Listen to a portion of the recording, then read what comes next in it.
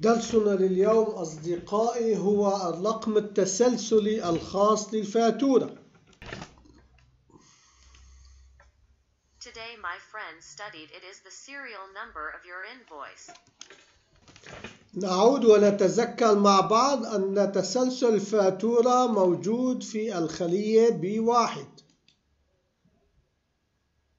Go back and remember together that the invoice sequence is in cell B1. يجب أن نعطي أمر للنموذج عندما يتم تفعيله ليأخذ محتويات الخلية B1 لتظهر في خانة التسلسل الموجودة في النموذج. We must give a command to the form. When it is activated, it must go to cell B1 and take the number to appear in the sequence field in the form. نستفيد من الأدوات الموجودة لإدراج أداة لكتابة نص الرقم وإدراج أداة لإظهار الرقم. We take advantage of the existing tools to insert a tool for writing the text of number and insert a tool to display the number.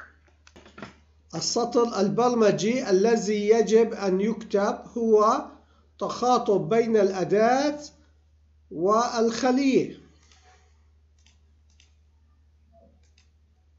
The line of code that should be written is the communication between the tool and the cell.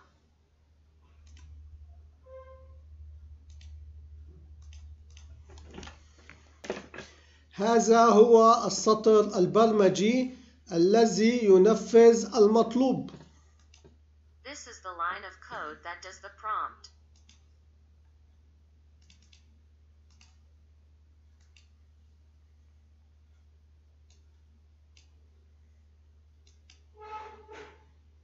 انتهينا اليوم من هذه الفكرة، نلتقي غدا إن شاء الله.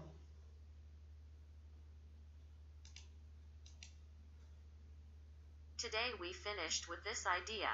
We will meet tomorrow, God willing.